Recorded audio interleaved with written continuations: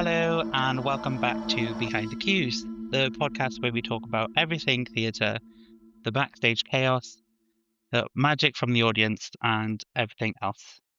Today's episode is a little different because I'm not on my own today. It's my first episode where I've got someone joining me, and today's collaborator, shall we say, is Annamarie Burke. Hello. Hello, hello. Very excited to be here. So me and Anna worked on a couple of shows together back in uni in East 15. And I just thought like we can, discuss Yeah. things and see where you're at in life and what's going on. And Yeah. yeah. So Anna, tell me who you are and what your background is. I am an actor, improviser, director. I'm originally from Seattle, but I moved to the United Kingdom for my master's in acting at East 15, where I met Tom. Finished that up about 2 years ago, and I've been doing the trying to survive in London thing, for the last 2 years on the graduate visa. um doing just a lot of improv. Well, I've been doing a lot of improv around the London improv scene, and that's been kind of the focus of my performance experience, and prior to coming to the UK as well. Most of my semi-professional experience back in Seattle was in the Seattle improv scene. So that's been my baby for a long while. Um, yeah, that's mostly me. I really like Dungeons and Dragons and romance novels. Um, and musical Amazing. theater and yeah. Um, so I know you moved over to the UK from Seattle. Uh, what sort of made that decision happen? So like why did you come to the Oh UK? gosh, a number of reasons. Among them being that it had always kind of been this, or at least for a very long time, had been this big dream that I had. I actually did in high school. The high school that I went to very specifically because it had an international baccalaureate program, because I wanted to have credits that would transfer to international universities, because I originally wanted to go to the UK for undergrad. That did Oh, not end up okay. happening for mostly money reasons. Um, but it had been a dream and a goal for a really long time. Um, Partly because when I was in middle school, I was like really embarrassing levels of Anglophile. Like truly humiliating. I was a 2014 Tumblr kid, and I was like super Hulock Tumblr, One Direction Tumblr, like really in the deep fandom trenches. And it just watched a lot of BBC period dramas. So it was it was it was pretty cringy. It was fun though. I have no regrets. Um, but I really wanted to come to the UK, and obviously this is the land of Shakespeare, and the arts are so prioritized here in a way that I think oftentimes culturally the US does not prioritize the arts. I mean, even just the fact that Arts Council funding is a thing that exists in this country, and that it's a Yeah. thing that the Yeah. government does. The US doesn't have that. So I wanted to go somewhere where the art was being made. Um, Later down the line, when I decided that I wanted to come here for grad school, um, it was like the decision to go to the UK as opposed to finding a grad school in the US was more it was less nerdy and more strategic. And it was because I wasn't entirely certain what type of actor I wanted to be yet. I kind of Yeah. I kind of Yeah. like doing everything, and I didn't want to be pigeonholed by a city. You know, I Hmm. didn't want it to be that, you move to LA and you pretty much can't make money in theater. You move to Chicago and there aren't really a whole lot of options when it comes to film and television. Like I didn't want it to be Yeah. that you pick a place and you're stuck with the thing. And the way that, London has presented itself to the world, the way that London as kind of a market functions, there's more stuff in a more concentrated area. So it's like, if I'm gonna be in a city and I don't really know what I wanna do yet, that seems like a city that makes sense. So Yeah. yeah. Amazing. Um, so I know you said that you sort of did some stuff like sort of on the side regarding like acting and improv and stuff.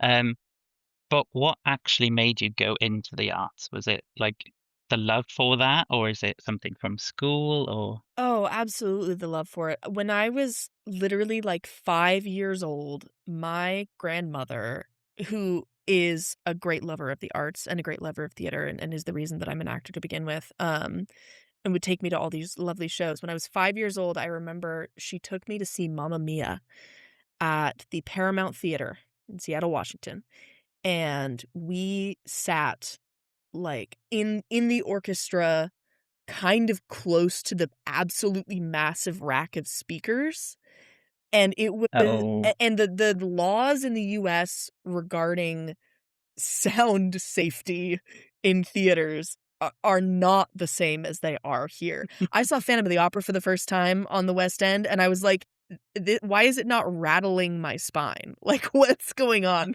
What is this weak nonsense? I should have tinnitus by the end of Phantom of the Opera. Um, but we sat right in front of the speakers at Mamma Mia, and it was the loudest, brightest, sparkliest, shiniest, most incredible thing I had ever seen in my entire life, and I remember being like, "That I'm doing that. I'm doing that, and no one can stop me." And, probably in part because I'm very neurodivergent and probably in part because I'm very stubborn, um, that decision has almost never wavered. There was one very brief period of time when I was in middle school where I considered being an international diplomat, and then I was like, "Never mind, I'm gonna be an actor." And it was like, it's been that the whole time. that's fair. I mean, I also get you. Yeah. Um, the first show that I saw live, I was like, yes, that's for me. What was the first one for And you? then I think it was, what was it? I'm pretty sure it was the Christmas Carol. Oh. Um, but it was Scrooge in my like a local theater, Parkendale Theater. Like I think I was like 7 years old, Oh my and I was gosh. absolutely petrified of the ghost. But I was like, yeah, that's what I want to do. I want to be up there as well. Yeah. Well, gosh, and A Christmas Carol is such a good one to introduce kiddos to theater. I think anything with any stage magic is so incredible. I remember right around the Yeah, same kind of age that I saw Mamma Mia, I also saw Beauty and the Beast, and, like, the whole I mean, obviously, everything about Beauty and the Beast is incredible, but yeah, the yeah. the classic transformation at the end, just like, "Oh my god, Hmm. how did they do it? It's Yeah. crazy." Like, tiny minds cannot compute. Yes, yeah. Yeah. I think like also going back to what you said about being a bit neurospicy, neurodivergent. It just I say it in like every episode.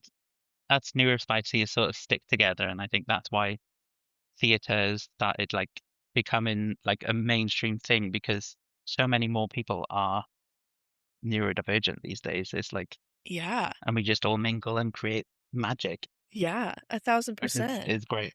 Well, and, Yeah, like and the world becoming more aware of it as well and more accommodating of it. So it is in with yeah, the addition of the internet, so, like, it is easier for neurospicy people to find each other and build community. hmm, And so not only are you in community with the theater kids in your local area, but you're also able to now access this grand superhighway with a Yeah. network of other theater kids and other passionate people and neurospicy people that, like, it just has absolutely exponentially exploded the degree to which it is possible to see what is possible. You know, I think about, Hmm. like, when I was a kid watching, like, the Tony Awards or watching the Oscars or watching the Golden Globes or whatever, and, like, I've always been an absolute sap about awards shows. They make me so emotional. I cry all the time. Um And I remember, like, that as a kid was one of my few hooks into, like, that there are people that do this and there are people that make it. And so if they can do it, I can do it too.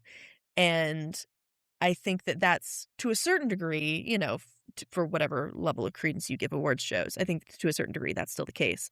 But Yeah. even more so than that, in the time since, the way that the internet has exploded and the way that communities have been built online and the way that, you know, more and more indie art is being produced, whether Hmm. that's indie film with the, like, development of greater phone technology, so people are able to start doing pretty high quality iPhone features, Yeah. Yeah. or, you know, people going out of their way to do what you're doing and making a podcast because you see other people making a podcast and you're like, "Oh, I could do that. That's accessible." The Yeah. seeing other people doing it and the knowing, like, "Oh, I can do it too." Like, I think that that is one of the most incredible things to come out of the recent technological revolution, because it means that there's so much room for people to explore stories and not only, like, hear stories that make them feel seen and heard, but also be brave enough to tell their own stories. And, like, that's the whole point of art at the end of the day, you know? Yeah. Yeah. Of course. I I think it's as well the sort of taboo side of theatre is sort of starting to come into, you know, it's sort of limelight because you're getting all these sort of Gen Z uh like writers who are making all these like plays and musicals with loads of like non-binary people, trans people. It's just like sort of bringing those to the forefront, and that's what I love. Like all of my writing is about like LGBT. I yeah, I just want that to be pushed, and Yeah. I'm glad that like the technical revolution is like sort of sparked everyone's interest. Yeah. No, 1,000%. Even just being able to collaborate with people far away. Like, I now, don't get too excited because this is a many years long process and we're still working on it. But my very best friend from home and I and we're writing partners, and along with our other friend and co-writer Sean. So it's me and my friend Miranda and my friend Sean have been writing a musical together. It's a Frankenstein adaptation. And Miranda and I have been at it for years at this point. Years. It's taking a while. Um, for a while, it was taking a while because we didn't have a composer, and neither of us are composers. But now we have a composer, so that's helping. But it featured, like, heavily features, like, canonically queer characters and canonically trans Yeah, characters and, like, not like non-traditional romantic dynamics in terms of, like, yeah, depictions of, uh, like, kind of polyamory energy and the ways that, like, ethical non-monogamy can get messy and not work if you have people that are not yeah, going to therapy. Like, and it's just it's so much fun to be able to explore, like, now that I think we're starting to slowly kind of edge our way out of the era of stories about queer people have to be tragedies, and we're hmm, edging our way out of stories about queer people have to be, like, putting queer people on this pedestal of goodness. Yeah. I absolutely adore art where it's like I support gay rights and gay wrongs. Like it's so fun to see just the like expansive, messy humanness of Mhm. of trans people and of queer people and like and to be able to play with that and have that exist Yeah. in writing and have these people be absolute disaster messes um just like everyone else. Like Yeah. finally you're starting to see this and Mhm. it's so much fun. I of my the first thing that I ever wrote is about a trans person, so it's like it's nowhere near like I've written one scene, and that was back in like I don't know 2017, Mhm. and I'm like I need to keep on writing, but then Yeah. there's so much other stuff going on in my life right now. I just Yeah. can't I can't sit 1,000%. there and just type, you know.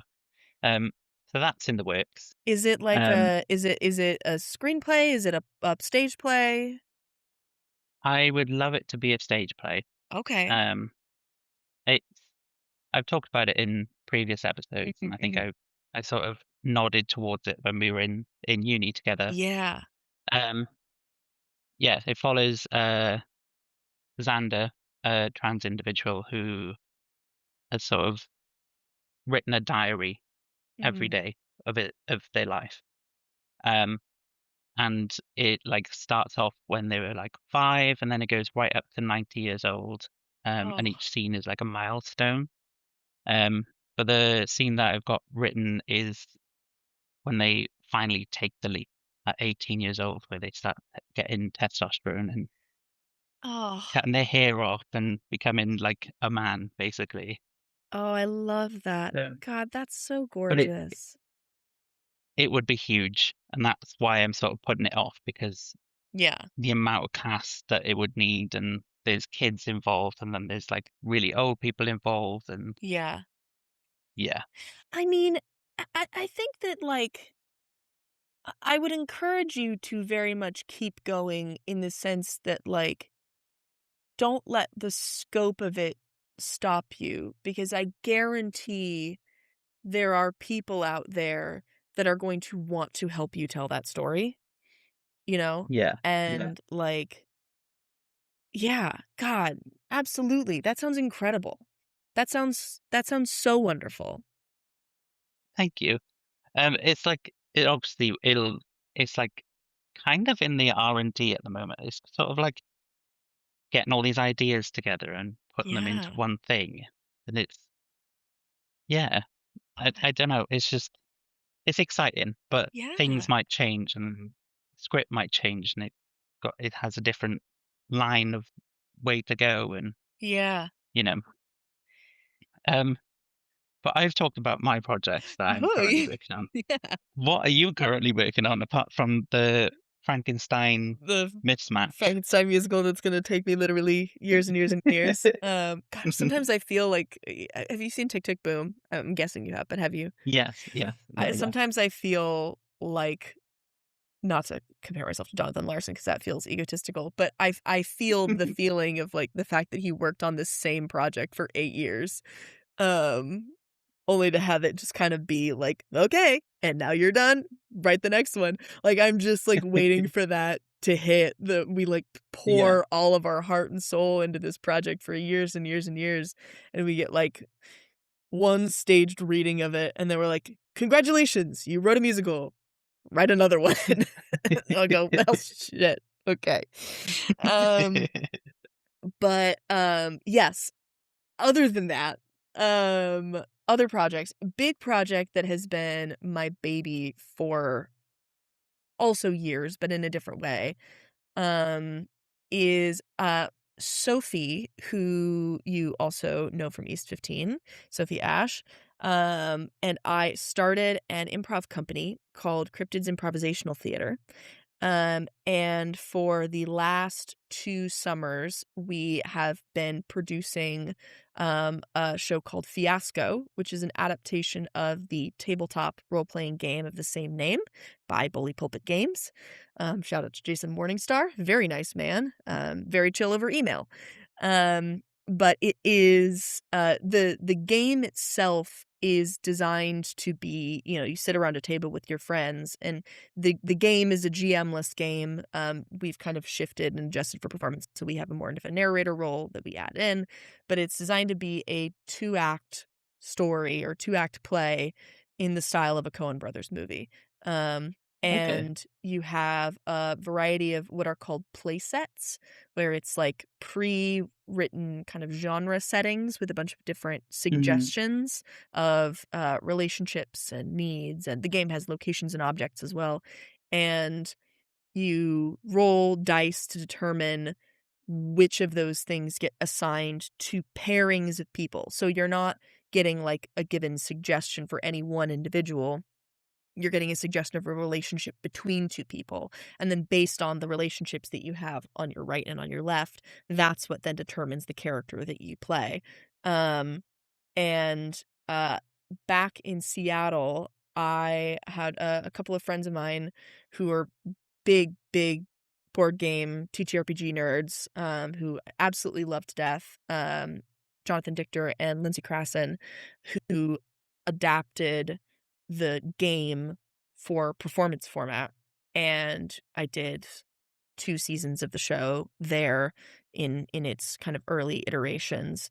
Um, Again, incorporating this narrator role to help kind of Mhm. be connective tissue, and the audience take the role of the dice. So even though we still have the play sets where it is pre-written suggestions, we have the audience select from those suggestions, and so the order that you get things in is never gonna be the same in any given show. You might have 2 shows that are in the same world, but no show is ever going to be exactly the same. It is 100% completely improvised as a story. And it's just riveting. It is so exciting, and it's my favorite show that I've ever done, and I when I graduated after, not really doing any improv in the London scene Mhm. for 2 years because I was busy getting my master's, um,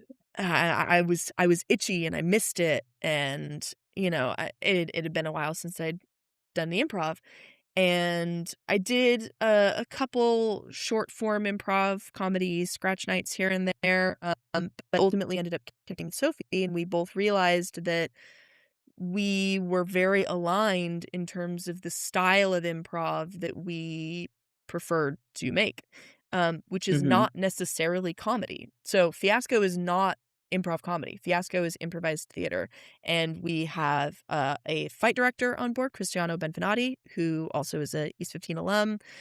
We have Mhm. an intimacy director, Justin Stierwalt, who worked with us to help establish our system of boundaries and some kind of key choreo that can be slotted in as narratively Yeah. relevant. Yeah.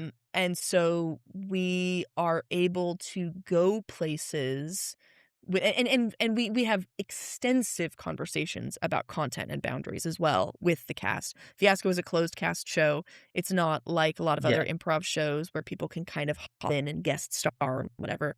Mhm. The way that Sophie and I have been running this specifically is that it's very protected, to make sure that within those boundaries, players and audience members can be as comfortable and safe as possible to go to some really challenging and dynamic places that improv doesn't Yeah. normally touch because, you have issues of safety and consent, and how do you communicate Of course. appropriately to an audience what they're walking into, and Yeah. um so this has been very much our dream, our bugbear of like we really really wanted to give this show teeth. We Mhm. love improv with teeth, and in any way possible, making sure that our performers have the skills necessary to give every show teeth. It does sound amazing though. Um, It's so fun. It's my favorite thing. We have we're doing kind of a long stretchy run, mhm, where we've got shows every couple of weeks right now at the Etc. Theater in Camden. By the time this comes out, the last show to be able to see in that run is on Thursday, the 25th of June. okay. So come check it out before it's over. Largely because so last season when we did the kind of Fringe circuit, we did Camden Fringe, we did that kind of run of the thing.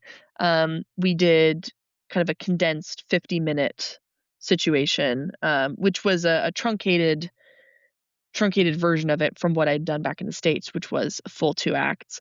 But then this season we wanted to really let it live in its full Mhm. glory. So it is a full 2 act improvised play with an interval.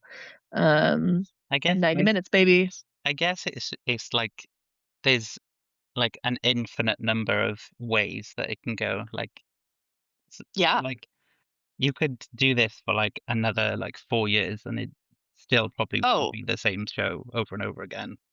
absolutely. It will literally never be the same show Yeah. over and over Yeah. again. It will be different every single time. And especially as like there are play sets that we use that are written by authors for the original game. So you can play the game Fiasco Hmm. yourself, and there are a lot of published play sets that are Yeah. a part of that Bully Pulpit Games specifically like endorses and publishes and whatever.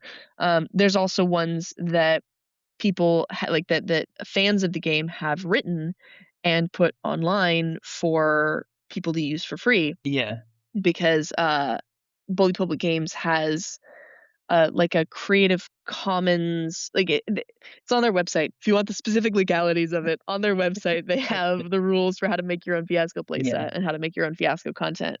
Um, but they encourage people to write their own Fiasco playsets. So there are some Fiasco playsets that are written by other people that are unpublished, unofficial Fiasco playsets Hmm. that we do use in the show.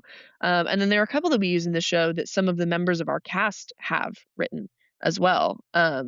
So, for example, one of the play sets for our most upcoming show, which will have already happened, unfortunately, by the time this comes out, but the play set's called Red Creek Mesa. And it's a classic spaghetti western cowboys play set, and it is Okay. written by our very own Ian Black. Amazing. Um, there's a playset that was one of the options in a previous show that didn't end up getting selected, which is a shame. The audience wanted to see something different, but it's called Windows 95, Okay. and it's by our cast member Joe Magookin, and it's very like American Psycho, Fight Club, like classic 1990s terrible people in an office kind of Amazing. vibes. Love that. And it's so great when we ran it in rehearsal, because we did a full run of it in a rehearsal, and it was just balls to the wall, so much fun and so like gritty, and they were such terrible people, and it was so great. I'm pretty sure there ended up being like a triple homicide. Oh damn. No, that was a different one. There was a Oh triple homicide in a damn. different one. There's a lot of murder in this show. A lot of people die all the time. A lot of people are sleeping with people that they shouldn't be sleeping with. Yeah. It's really, really messy. It's a Mm. messy show with messy people. But we've got some really, really great play sets. That is awesome. But you're not going to get the same play sets offered every night. So we Yeah. have the way we've arranged it is that the audience can pick from 3 play sets each night. And for the most part, within the run so far, we haven't overlapped much. So sometimes if a playset isn't chosen in a previous night and we need to swap something around, and a playset isn't working or whatever, we'll move that to another night.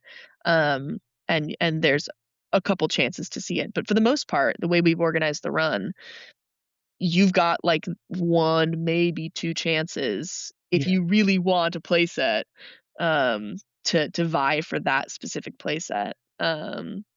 So gotta come out and see it. You gotta vote for your faves. Yes, yes. Check it out. So, oh, I've never seen an improv show, um, Oh. and I'm assuming there's no like lighting cues, sound cues, or are there? There are no cues. Well, That does obviously it's not not a mean cue, but like, that does not mean that there's not lighting and sound. So this is again different from Fiasco. If you've never seen improv before, Fiasco is kind of a wild show to introduce you to improv. Because if you go to like any other improv show in the city, there's like no one else that is doing this specifically what we're doing and the way that we're doing it.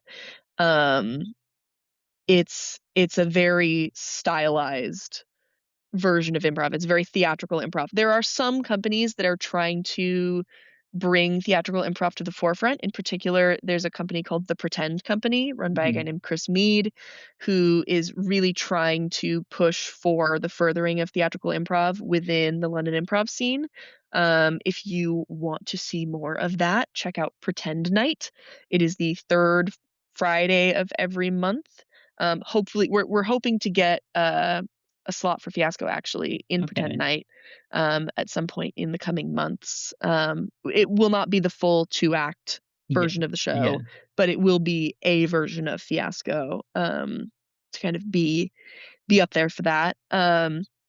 But that's happening. Another group that I'm a part of, Unplanned 9, is it's definitely like a comedic theatrical improv, mhm, but not 100%, not all of the time. And it is definitely a more theatrical version. It's long form narrative, improvised 50s sci-fi. yeah, Um, so it's that's very, very fun. So there's some people that are they're doing theatrical improv and that are doing narrative improv, but there isn't really anyone out there in the scene right now, at least that I've seen, that is doing it quite like Fiasco is mhm, doing it. We have te- like an improviser is assigned to be tech, and tech is like a floating role. So there is, anyone that is in the booth is also someone that at some point is also on stage, mhm, um, and vice versa.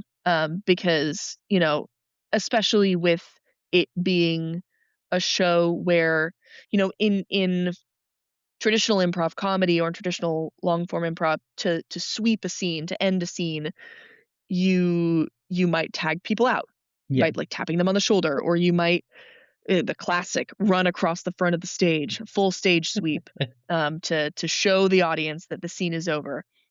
In the interest of making Fiasco as theatrical as possible, we don't do that.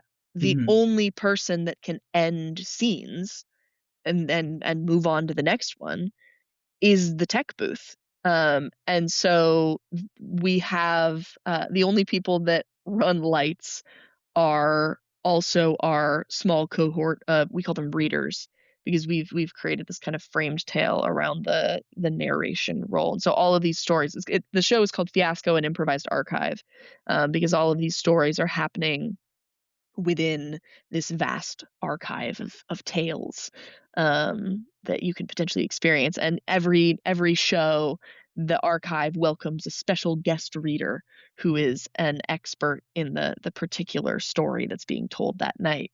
And because it's a more specialized role, we have a select smaller group of players who are assigned to be mhm, readers, and a special assigned group of players that are assigned to be archivists, to help build that framed tale, do the T's and C's at the beginning, and also do note taking, mhm. because there's quite a bit of note taking required in order for the reader, the narrator, Yeah, to stay on top of everything that's going on because you have to be the connective tissue for the whole show and need to remember everyone's names and need to remember all of the different suggestions. So we have an archivist who, in addition to being kind of the frame of the framed tale, they support in a note taking capacity, so that the reader can focus on doing the narrating. But the readers are also the lighting technicians. And sometimes, if we have enough people, we have separate sound and lighting techs. We often don't have enough people, in which case the Obviously. lighting in which case the lighting person is also the sound person. And so some poor sod, for the audience at home, I'm also pointing at myself, I've had to do it twice, has to manage the lighting board and the sound board at the same time with like a kind of preset of a bunch of random, maybe we might run into these types of sounds kind of sounds. I did not build this sound desk. I am not tech savvy enough. Ian Black built this sound desk, and is the absolute whiz at it and programmed it and made it beautiful. And is much braver than I when it comes to what is he called? Hot desking? Hot buttoning? Hot dropping. Hot dropping. Much braver than I when it comes to hot dropping sounds. He'll just like look up a sound because he's like, oh, we need that for this scene. And he'll just look it up and put it in there. And he's like, let me just teach you how to hot drop things so you can do that. And I'm like, absolutely not. I need to be listening to the scene so I know when to end it. Like, so tech is a challenging role, especially in the etc., because the booth is way up to the side, and so you can't see a solid third of the stage. There was a show the other night where one of our performers, the lovely Adrienne Peyreau, had a gun, and I did not see that he had pulled a gun because he was in the booth's blind spot. And so I only found out that there had been a gun pulled in that scene when the narrator in the like in between section afterwards said he never fired that gun. And I was panicking up in the booth because I was like, shoot, what? Oh, I could have fired a gun. Because that's the other piece too. The tech booth, the lighting booth the lighting person is the only person that is able to end scenes, and the sound technician is the only one to decide if a gun goes off or not. If the gunshot doesn't sound, the gun doesn't fire. You can pull out a gun all you want, but if the noise doesn't happen, the gun didn't go off. So it's this very specific collaboration between the performers and the reader and the technicians to make this magic trick happen. Oh god, and it's so fun when it does work. We did a show set in a play set called Rat Patrol for one of the performances, and Rat Patrol is inspired by like Watership Down and Miss Frisbee and the Rats of Nim, where you are all the players are playing hyper intelligent rats that recently escaped from a lab. And there was a scene where they were getting ready to go into this barn that was this like government facility type thing. And they were like, should we open the door? And thank goodness, bless Ian had programmed a creaking wood. And so I was like, perfect, excellent.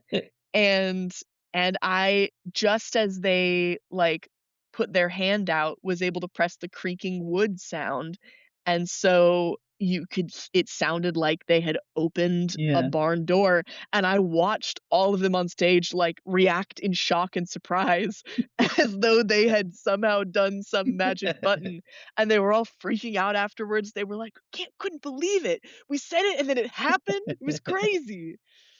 So like when it goes well, it goes quite well. And that's really, really magical to see happen. You know, or when kisses happen on stage and you're like, yes, we get to use the choreo. Like they're using their toolkit. You know, somebody hits someone else and it's like, yes, fight. You've learned how to fight for a reason. it's really, really fun getting to use all the bells and whistles, that we put in so that people could tell all these crazy, crazy stories. So I know you said that it was ending on the 25th of June, Mhm. this sort of run. Are there any Yes. plans to take it anywhere else apart from the et cetera? This is the hope, yeah. So we're still kind of pending as to where we'll be able to take it. It ultimately is a, financial and Mhm. production thing. Yeah. We did some crowdfunding for this summer's run, um, and are still kind of figuring out long-term fundraising as we go into the autumn. But definitely keep an eye out for when we have a show at Pretend Night. That will probably be after the Et Cetera run. That'll probably be our next definite thing. Mhm. It's still in the works, but it's a thing. It's a conversation that's happening. Yeah. So that's probably the next thing. We're also very much in conversation about what next steps for the project overall will look Mhm. like and how Yeah. we might adapt it. In particular, because in addition to the fact that like we lost a cast member from last season to this season because the commute was too tough getting into the city regularly. Mhm. And also I am in the autumn moving back to the States. Oh, really? Um yeah, to be with family. It's I've been on the graduate visa and have really loved my time here and have built a really amazing community, but I need to be home with family at the moment, so I'm not doing the next visa. But there's been some discussion of how to possibly take this show somewhere digital, something Mhm. something that could be done across time and Yeah. space. Yeah. Um, because we definitely want to keep this going. Again, like I was saying earlier, there isn't really anything that's being done right now, at least in the London scene, that is exactly this. Yeah. There's things that are dancing in similar spaces, but nothing is doing what Fiasco is doing. And don't I don't say that to be egotistical about it. I Mhm. have yet to find someone doing the thing that we're Yeah, doing. of course. So we definitely want to keep it going.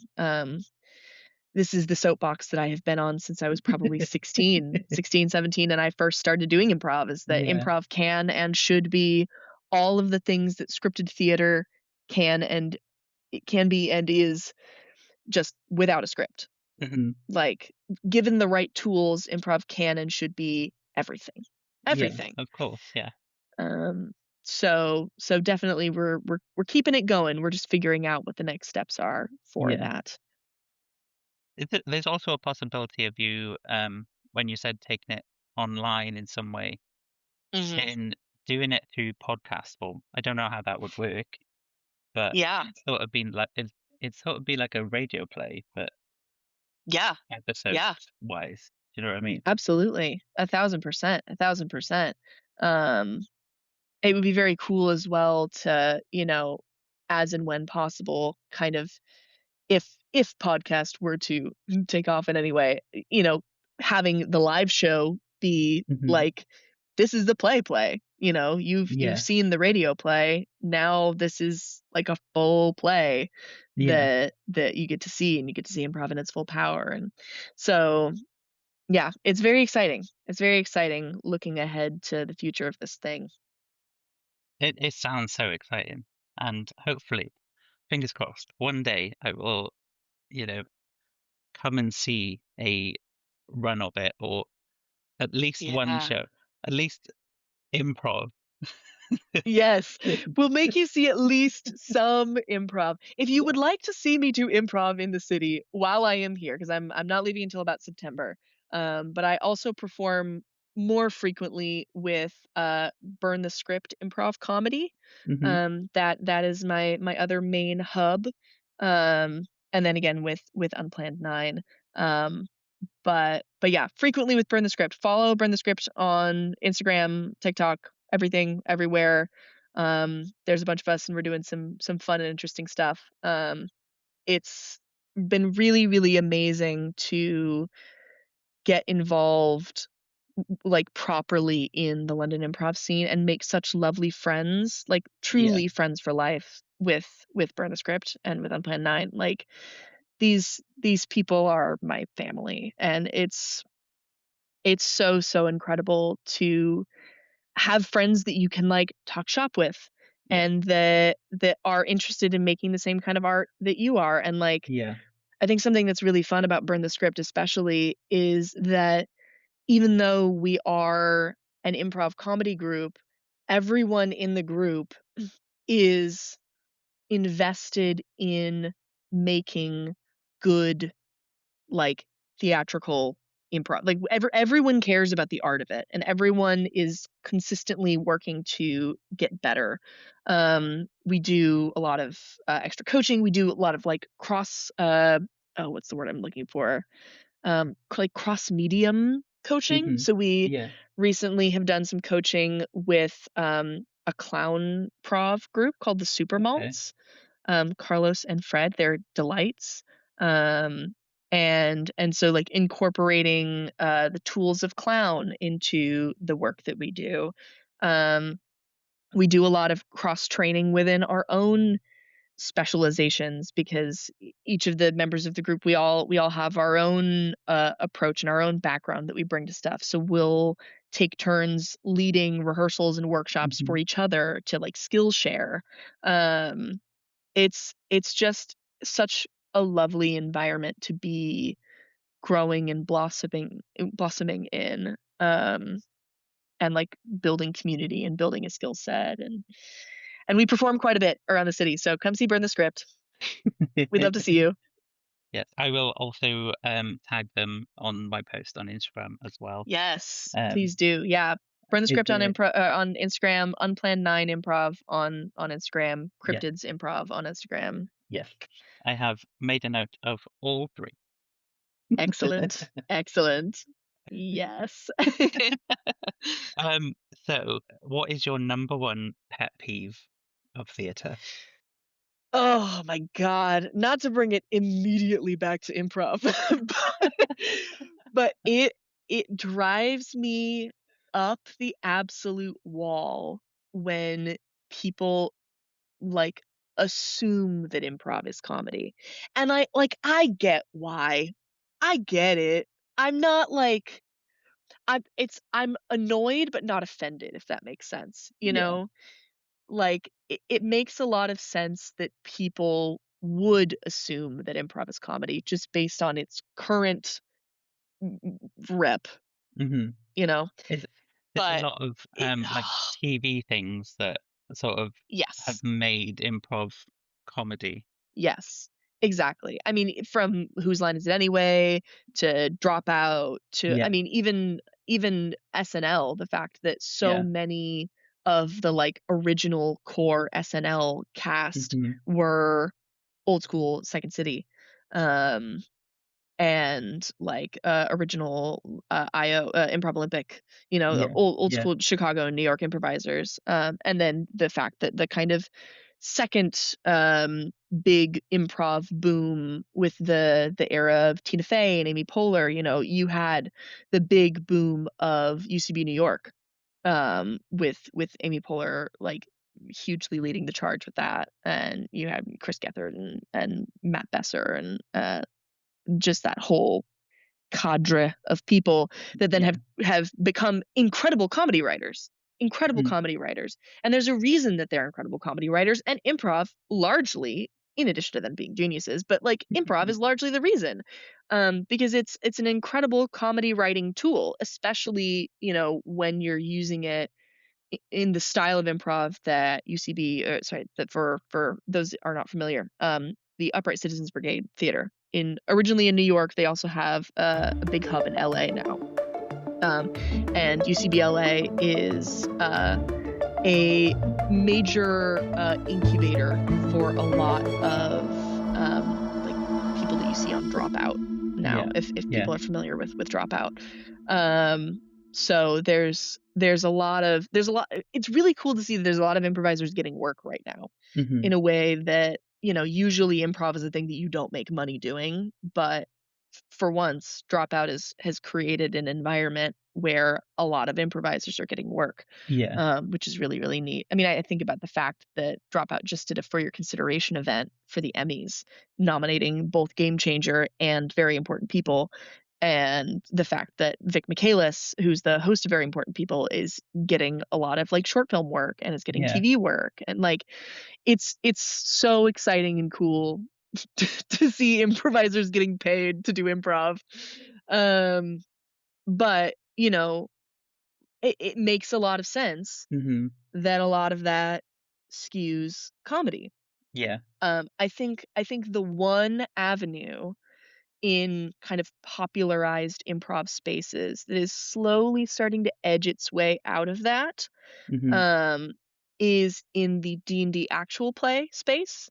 Yeah. So for people who like Critical Role or Dimension 20, or the bajillion other various podcast shows, Not Another D&D Podcast, Bars of New York, all that jazz, like that, it's improvised content Yeah. and is really good improvised acting, and often gets dark and upsetting Hmm. and can be funny but doesn't have to be. And I think about like Worlds Beyond Number, the work that Brendan Lee Mulligan and Abria Iyengar and Erica Ishii and Lou Wilson are doing with that is really, really incredible. Just absolutely phenomenal storytelling. Um and like I think that D&D actual play or TTRPG actual play in general um, can be potentially a really good bridge to start edging people away from assuming improv is comedy, um, to kind of bring us into a new horizon. Hmm. I mean, there's a reason that Fiasco, the TTRPG, is something that was picked up and was adapted. Like, tabletop games make for some really good theater and Yeah. make some for Yeah. some really good television and really good radio. Um, so yeah, I think that's my big my big peeve. Connected to that is when somebody that knows nothing about improv asks me like what my goals are with improv. So you get the, "Oh, you improv. So what do you want to do with that? Do you want to like go on SNL?" And I'm like, "No, actually. I would like to pretend that I'm waiting for my husband to come home from the war, and I would like to cry a lot on stage and have my pretend child come onto stage Yes. and have me embrace them and have us cry together." Like, I want to do some dramatic nonsense. Yeah. I want to have my husband finally come home from the war, and then I slap them on the face, and then we kiss, and then the lights go out. Like, it's Yeah. yeah, Yeah. yeah. Okay. So thinking back to very, very, very young Anna, Mm-hmm. what advice would you give them for like starting your career? Oh my goodness. When I not like little, because when I was little, I just wanted to play. I just wanted to do it. Yeah. Okay. Um, I was always a really intense kid. I've always been a very intense person. And definitely more so when I was a child with undiagnosed ADHD and probably undiagnosed autism. Um, and a difficult time making friends. Um, I don't know that there's any specific like career advice that I would give baby Anna, Hmm. because I think that baby Anna was doing just fine. I think that the like life advice that I'd maybe give baby Anna is to like hang in there and not let the people that don't get it get to you. Yeah. Um because like once you get to a certain age, weird is cool and fun. Of course. Weird is only not cool when you're a child and there's all this bizarre pressure to fit in. But like once you're a grown up, Like weird is cool and fun, and there's a bunch of other like cool, fun people that are also weird and will want to be friends with you. Like I think that's the big one. I think for like middle school slash high school Anna, when when I got more intense and like really frustrated, I remember being really annoyed and really jealous in middle school.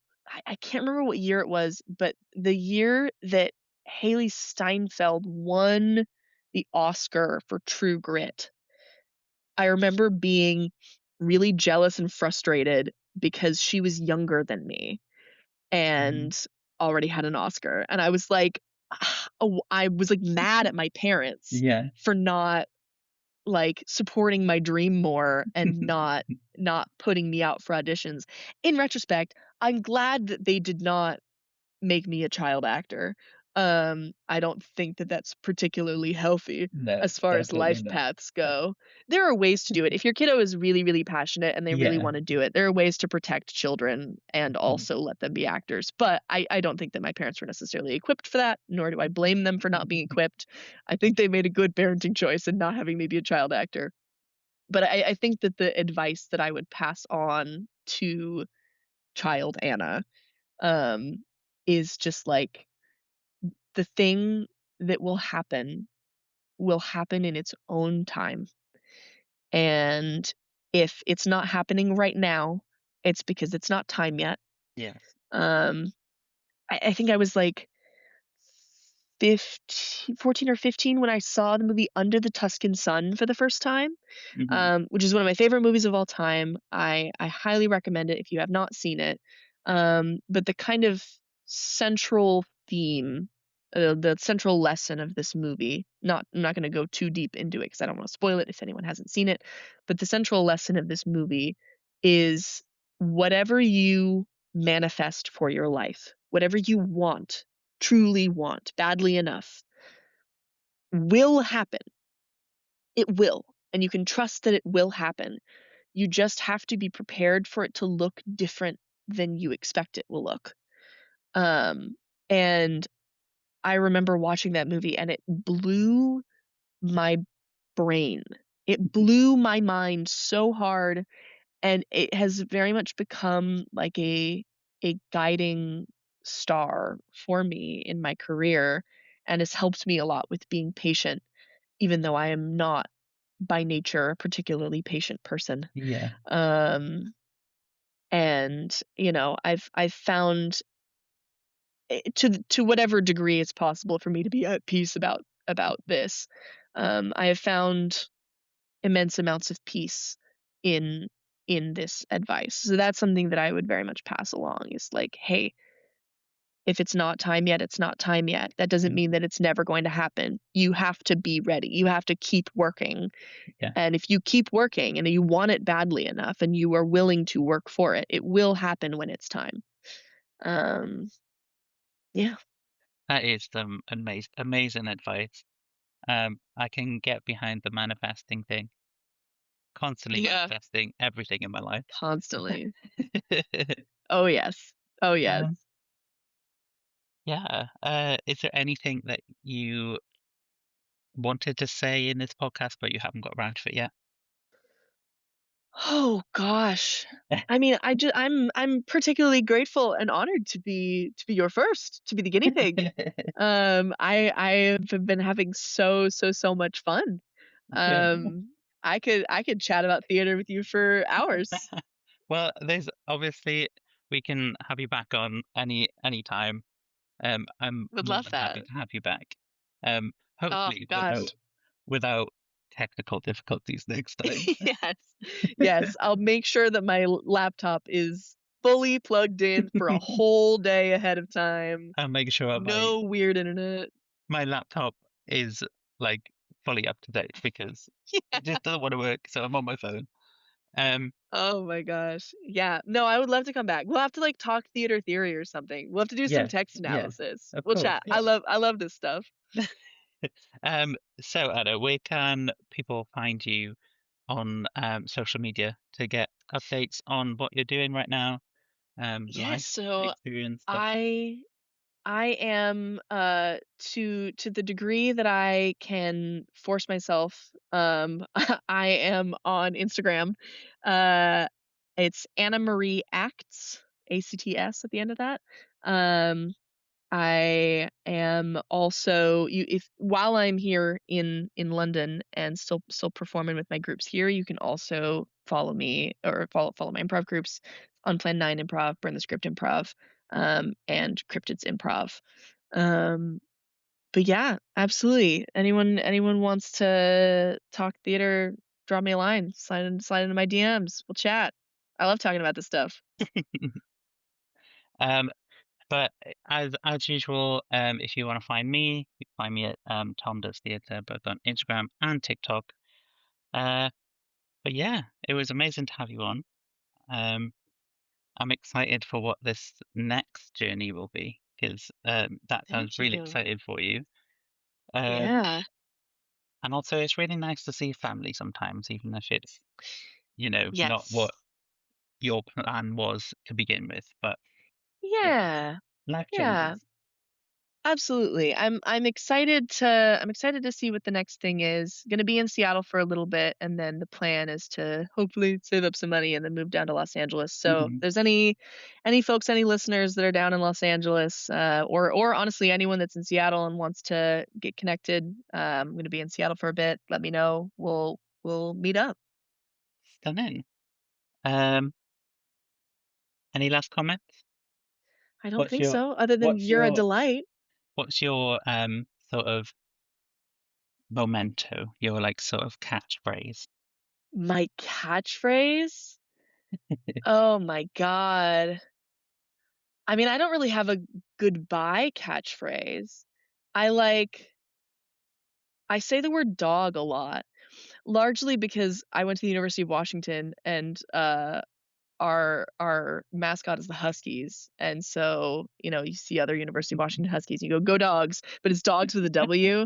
And I really like dog because it's a really great gender neutral alternative to a lot of other similar chill. Like it's like calling someone bro, but you don't have to worry about the gendering of Yeah, bro. yeah. Um, so I guess if I had to have a goodbye catchphrase, it'd be like later dog.